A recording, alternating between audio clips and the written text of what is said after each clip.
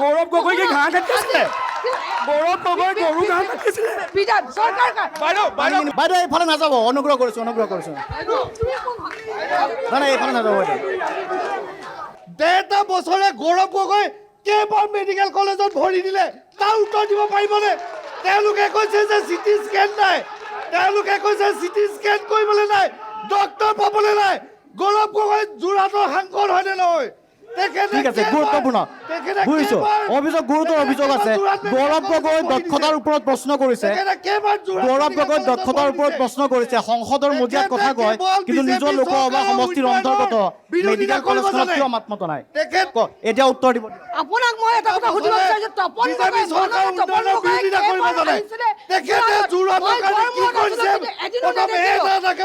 যদি হয় আজি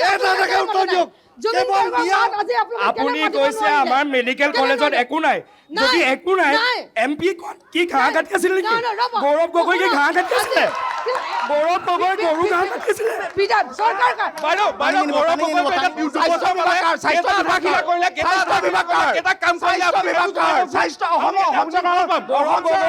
গৌৰৱ গগৈ মেডিকেল কলেজ এবাৰ আহি চালে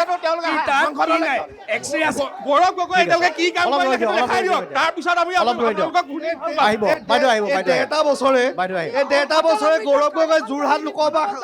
সমষ্টিৰ কাৰণে কিমান কি কৰিলে আপোনালোকে ক্ষতিয়ানখিনি অটল অমৃতৰ কথা কৈছে কি অসুবিধা হৈছে শুনি লওঁ আমি কি অসুবিধা হৈ আছে তাৰপিছত ইয়াত তৰ্কযুক্ত কৰিব আজি ডিজিটেল ইণ্ডিয়া বুলি যিখন কয় আজি অটল অমৃতৰ কাৰ্ড এখন যেতিয়া আমি বনাবলৈ যাওঁ আজি অলপ দিনৰ আগতে মোৰ ওচৰত সাক্ষাৎ এগৰাকী দুখীয়া মানুহ বনাব কিন্তু তেওঁ নোৱাৰিলে কাৰণ এইটো আছে এইটো নাই এইটো কৰি পেলাই পঠাই দিছে আজি যদি আপুনি মেডিকেলত যায় আজি টেষ্টিং কৰিবৰ কাৰণে তেওঁলোকে বাহিৰত পঠায় যদি তেওঁ যদি আপুনি কৈছে যদি প্ৰব্লেম আছে ইঞ্জিনিয়াৰ সময়ত কিয় বাইদেউ যদি কিবা প্ৰব্লেম আছে গৌৰৱ গগৈ সংগঠন নকয় কেলে তেখেত কেইবাৰ আহিছে প্ৰথম কথা আপোনালোকে অলপ মাইকটো এজনে ক'ব বাইদেৱে যিটো কথা কৈছে অটল অমৃতৰ কথা মই ক'ব বিচাৰিছো এতিয়া আয়ুষ্মান কাৰ্ডৰ কথা চলি আছে অলপ অনুগ্ৰহ কৰি পাছুৱাই আহক কাৰ্ডৰ কথা কওক আৰু মই ক'ব বিচাৰিছো বাইদেউগৰাকী যিটো পঞ্চায়তৰ পৰা প্ৰতিনিধিত্ব কৰি আছে তেওঁ সমষ্টিৰ মানুহখিনিয়ে বহুতে অৰুণোদয় লৈ পেলাই সেইদিনাখন আমি দেখিছো বহুতে অৰুণোদয় লৈ পেলাই সুবিধা লাভ কৰি আছে আপোনালোকৰ খন সাহস আছে যদি কওক আপোনালোকে বুকুত হাত থৈ কওক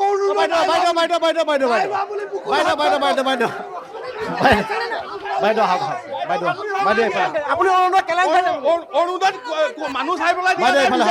কংগ্ৰেছৰ মানুহে পাইছে বিজেপি মানুহে পাইছে আপুনি দেখাই দিয়ক বলক আপোনালোকৰ তিতাবৰ বাইদেউ তিতাবৰ মানুহগৰাকীয়ে প্ৰমাণ দি দিলে দেখোন আমি কংগ্ৰেছ কৰো কিন্তু আমি অৰুণোদয় পাইছো তিতাবৰ মানুহগৰাকীয়ে প্ৰমাণ দি দিলে দেখোন কংগ্ৰেছ নাযাব আপোনালোকে প্ৰকৃততে জুবিন দাক ভাল পাইছিল নাই কওকচোন উত্তৰো দিয়কচোন সেইটো উত্তৰ দিয়ক ৰ'ব 1 মিনিট উত্তৰটো দিয়ক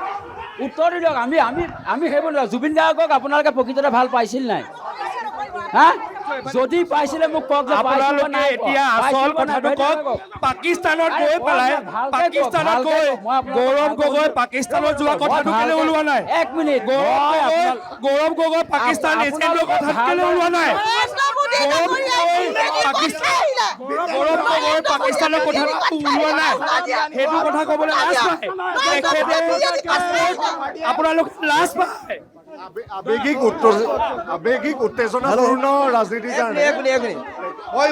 ইয়াত আজি এই পবিত্ৰ সদনত মই কথা এটা ক'ব বিচাৰিছো আমি লাজ পাইছো এটা কাৰণে লাজ পাইছো আমাৰ হিয়া আমুঠু জুবিন গাৰ্গক লৈ পেলাই তেওঁলোকে প্ৰথম প্ৰশ্ন উঠাইছে তেওঁলোকে প্ৰথম ৰাজনীতি কৰিছে যদি আমি ৰাজনীতি কৰিলোহেঁতেন আজি কোৰ্টলৈ নগ'লেহেঁতেন আজি চাৰ্জশ্বিট দাখিলে নহ'লেহেঁতেন আমাৰ অসমৰ মাননীয় মুখ্যমন্ত্ৰী ডক্টৰ হিমন্ত বিশ্ব শৰ্মা ডাঙৰীয়া বলিষ্ঠ পদক্ষেপত জুবিন গাৰ্গ ডাঙৰীয়া দিয়া ফাৰ্ষ্ট আদালতৰ কথা উত্থাপন দাখিল কৰিছে আমাৰ ইচ্ছা নাথাকিলেহেঁতেন চাৰ্জশ্বিট দাখিল কৰিব উত্তৰ দিব আৰু এতিয়া আইনী যুঁজ হ'ব, আইনী প্ৰক্ৰিয়া গোটেই কাম গতিকে জুবিন গাৰ্গৰ প্ৰশ্নটোৰ উত্তৰ দিছে জুবিন গাৰ্গৰ প্ৰশ্নটো বিজেপিয়ে উত্তৰ দিছে পাকিস্তানৰ কথালৈ আহোঁ আমি পাকিস্তানৰ কথালৈ আহোঁ এতিয়া পাকিস্তানলৈ গৈ তেখেতে ইমান দিন কি কৰিলে তেখেতে 10 দিন পাকিস্তানত কি কৰিলে পাকিস্তান দাদা গৌৰৱ গগৈ যদি পাকিস্তানলৈ যোৱাই নাছিলে তেওঁ প্ৰেছ মিটত পাকিস্তানত ক'ব পাৰিলে নেকি মই পাকিস্তানত নাই যোৱা মোৰ মাইকী মানুহে পাকিস্তানৰ পৰা পইচা নাই লোৱা ক'ব পাৰিলে নেকি নোৱাৰিলে সেইটো কেতিয়া ভিত্তি গৌৰৱ গগৈ পাকিস্তানত গৈ 10 দিন থাকিলে হ'ব এই উত্তৰ দিব দিয়ক উত্তৰ দিব পাকিস্তানত 10 দিন আছে যোৰহাটত কেইদিন আছে হ'ব মানুহ এক ছেকেণ্ড এতিয়া গৌৰৱ গগৈৰ উত্তৰটো দি লওক গৌৰৱ গগৈৰ উত্তৰটো দি লওক এক ছেকেণ্ড গৌৰৱ গগৈৰ উত্তৰটো দি লওক বহক গৌৰৱ গগৈৰ এই যিটো অভিযোগ এই অভিযোগে সমষ্টিত কিবা প্ৰভাৱ পেলাইছে নেকি এই যে গৌৰৱ গগৈৰ পাকিস্তানৰ কথা কোৱা হৈছে আজি বিজেপিয়ে অভিযোগ উত্থাপন কৰিছে যোৰহাটৰ দৰে সমষ্টিত ইয়াত কিবা প্ৰভাৱ পৰিছে নে পৰা নাই ইয়াত একো প্ৰভাৱ পৰা নাই তেওঁ ফ্ৰী প্ৰমোশ্যন হৈ আছে তেওঁ একো উত্তৰ সেইটো কাৰণে দিয়া নাই তেওঁ যিহেতু ফ্ৰী প্ৰমোশ্যন হৈছে আৰু যদি ফ্ৰী প্ৰমোশ্যন হয় কোনে উত্তৰ দিব বিচাৰে তেওঁলোকে কয় যে গৌৰৱ গগৈৰ সন্তান ভাৰতীয় নহয় বিজেপিয়ে এই কথাটো বাৰে বাৰে কৈ আছে ভাৰতীয় নিজৰ সন্তানে ভাৰতীয় নহ'ল গৌৰৱ গগৈ কিমান ভাল ভাৰতীয় হ'ব এনেকুৱা দিশবিলাকে আপোনালোকৰ সমষ্টিত প্ৰভাৱ পেলায় নেকি আমাৰ ভাৰতীয় সংস্কৃতিত এটা কথা আছে যেতিয়া আপোনাৰ ঘৰলৈ বোৱাৰী হৈ আহিব আপুনি তেওঁলোকৰ চাৰ্টিফিকেট বিচাৰে নেকি আপুনিতো চাৰ্টিফিকেট নিবিচাৰে আপোনাৰ ঘৰৰ বোৱাৰীজনী মানে আমাৰ ঘৰৰ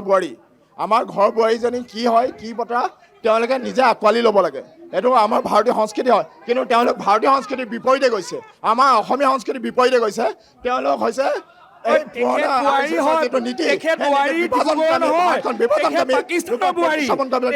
পাকিস্তানৰ বোৱাৰী তেখেত যোৰহাটৰ বোৱাৰী নহয় পাকিস্তানী হয় কেন্দ্ৰত থকা চৰকাৰখনে কি ঘোঁৰা ঘাঁহ কাটি আছে নেকি আপুনি যে কৈছে বোৱাৰী লগ কৰিব গৌৰৱ গগৈ পাকিস্তান বুলি কৈছে বোৱাৰীক লগ কৰিব তেতিয়াহ'লে নৰেন্দ্ৰ মোদী আৰু অমিত শ্বাহ পাকিস্তান যাব নেকি? চেণ্ট্ৰেলৰ মিনিষ্টাৰ হয় আৰু লগতে হিতেন গোস্বামী 300 কোটি টকা কেলেংকাৰী আৰু জুবিন গাৰ্গৰ হত্যাকাৰী হিমন্ত বিশ্ব শৰ্মা আৰু জোনমণি ৰাভাৰ হত্যাকাৰী কেনেকৈ আজিলৈকে উলিয়াব পৰিস্থিতি আপোনালোকে দেখা পালে কেমেৰাত আহিব অলপ এজনকে কওক তেতিয়া কেমেৰাত আহিব অলপ বহি দিয়ক আপুনি বহি দিয়ক মাননীয় বিৰোধী পক্ষক মই এটা অনুৰোধ কৰিছোঁ আমি যোৰহাটৰ সাংস্কৃতিক বান নগৰীৰ অলপ বহি দিয়ক অলপ সময় বহি আমি দিয়ক দুয়ো পক্ষই নিজে বুজিব লাগে কামখিনি আচল ইছ্যুটো আমি উলিয়াব লাগে গতিকে আমি ভাত খোৱা কথা পাতি আমি ইয়াত সময় নষ্ট কৰিব নালাগে আমাৰ যদি প্ৰধানমন্ত্ৰী পাকিস্তানলৈ গৈছে সেইজন প্ৰধানমন্ত্ৰী হয় পাকিস্তানলৈ যাবই কিন্তু গৌৰৱ গগৈ কোন হয় পাছপৰ্টখন তাত চেঞ্জ কৰিছে প্ৰধানমন্ত্ৰী যোৱা আৰু গৌৰৱ গগৈ যোৱা বেলেগ কথা আৰু গৌৰৱ গগৈ তাত গৈ ভিজাখন চেঞ্জ কৰিলে গৌৰৱ গগৈ ভিজা কেনেকৈ আপোনালোকে ডিপ্ল'মেচি বোলাটো বাইদেউ বুজি নাপায় নেকি হানিমুন বনাবলৈ যোৱা নাছিলে না ডিপ্ল'মেটে হৈ গৈছিলে ডিপ্ল'মেচি কেছটো বুজি নাপায় নেকি তাতে ঘৈণীয়েকক লগ কৰিবলৈ যোৱা নাই ঘৈণীয়েকক লগ কৰিছে পাকিস্তানৰ লগত কিয় পাতিলে প্ৰধানমন্ত্ৰী যিমানে নকওক 26ত যুঁজ হ'ব কংগ্ৰেছৰ জয় হ'ব কংগ্ৰেছৰ চৰকাৰ হ'ব চাই থওক ইমানেই কথা যিমানে আপোনালোকে ল'ব জিন্দাবাদ